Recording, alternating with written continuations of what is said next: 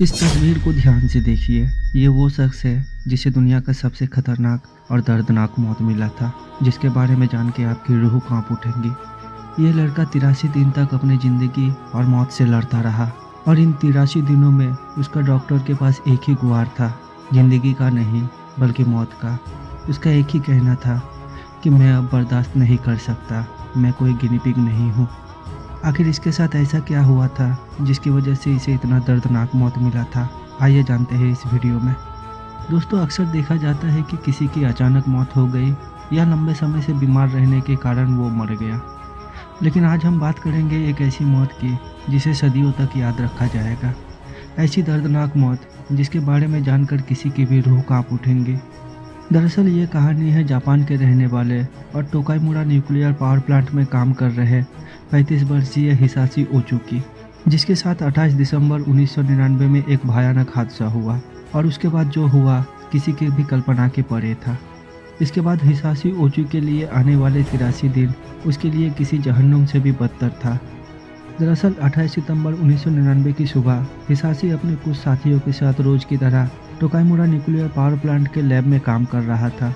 उस दौरान nuclear technician हिसाशी एक बड़े टैंक में रेडियो एक्टिव यूरेनियम डालने में अपने सहकर्मी मसाटो शिनोहारा का मदद कर रहा था। उस वक्त वो इस बात से बिल्कुल बेखबर था कि अगले ही पल उसकी ज़िंदगी के लिए सजा बनने वाली है। कुछ ही सेकंड में पूरा कमरा नीली रोशनी से भर गया। दरअसल टैंक में पहले से ही मौजूद धातु और यूरेनियम के मिश्रण ने रिएक्शन करना शुरू कर दिया था, जिसके बाद वह एक क्रिटिकल पॉइंट पर आ गया। साथ ही उसमें से न्यूट्रॉन रेडिएशन और गामा रेज निकलने लगी। इस हादसे में हिसाशी पर सबसे बुरा असर पड़ा जब यह हादसा हुआ। उस समय हिसाशी से 4 मीटर दूर एक और सहकर्मी भी मौजूद था, जिसका नाम था युताका योकोकावा। हादसे में हिसाशी के साथ मौजूद बाकी दोनों टेक्नीशियन की मौत हो गई थी, लेकिन ओची की किस्मत इतनी अच्छी नहीं थी। शायद उसके किस्मत को कुछ और ही मंजूर था। जानकारी के मुताबिक वहां मौजूद किसी भी शख्स को ऐसी संवेदनशील प्रक्रियाओं को करने की ट्रेनिंग नहीं दी गई थी। जांच में यह निकल कर आया कि मिश्रण में 6 किलो यूरेनियम डाला गया था, जबकि उसे डालने की लिमिट 2.4 किलो ही तय की गई थी। विस्फोट के तुरंत बाद हिसाशी बार बार बेहोश होने लगा, उल्टियाँ करने लगा, साथ ही उसका शरीर भी झुलस रहा था। जानकारी के मुताबिक उसके शरीर ने उस जहरीली रेडिएशन के 17 सीवर्ट सोख लिए थे, जो कि माना जाता है किसी भी जीवित इंसान को मारने के लिए बहुत ज़्यादा है। माना जाता है कि 8 सीवर्ट किसी की भी जान ले सकता है।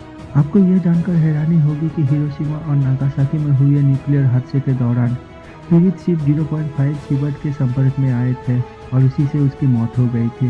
लेकिन हिसाशी के केस में इतनी ज़्यादा रेडिएशन के संपर्क में आने के बाद भी उसकी इतनी जल्दी मौत नहीं हुई थी। हादसे के बाद हिसाशी को यूनिवर्सिटी ऑफ टोक्यो हॉस्पिटल में ले जाया गया। डॉक्टरों के मुताबिक उन्होंने हिसाशी को जिस हालत में देखा वो किसी के भी रोंगटे खड़े कर सकती थी। बिना त्वचा का आदमी, लगभग शून्य सफ़ेद रक्त कोशिकाएं, मल्टीपल ऑर्गन फेलियर और बर्बाद हो गई इम्यून सिस्टम। डॉक्टरों ने उसका इलाज करना शुरू किया और उसे स्पेशल रेडिएशन वार्ड में रखा गया। बताया जाता है कि उसके शरीर से रोज़ 20 लीटर तरल यानी फ्लूइड लीक हो जाता था। उसकी आंखों से खून निकलने लगता था। रेडिएशन ने उसके डीएनए का भी नामो निशान मिटा दिया था। इसलिए डॉक्टरों ने उसके शरीर में उसके बहन के डोनेट किए हुए स्टेम सेल्स लगाए, इस उम्मीद के साथ कि शायद उसका शरीर इससे मजबूत होगा और वो जल्दी ठीक हो जाएगा। ये शायद किसी के लिए सोच पाना भी मुश्किल होगा कि उसे कितना दर्द महसूस होता होगा और वो कितना तड़पता होगा। लेकिन जानकारी के मुताबिक वो कई बार चीख चीख कर दया की भीख मांगता था।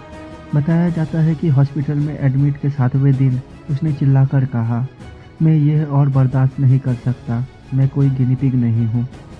रिपोर्ट के मुताबिक हॉस्पिटल में एडमिट के 59वें दिन 49 मिनट में 3 बार उसके दिल ने धड़कना बंद कर दिया था। लेकिन हर बार उसके परिवार वालों की गुहार लगाने के बाद उसे बचाने की कोशिश की गई, क्योंकि वो उसे हर हाल में जीवित चाहते थे। लेकिन हफ्तों तक ब्रेन डेड रहने की वजह से लाइफ सपोर्ट मशीन पर रहने के बाद भी उसके शरीर ने जवाब दे दिया।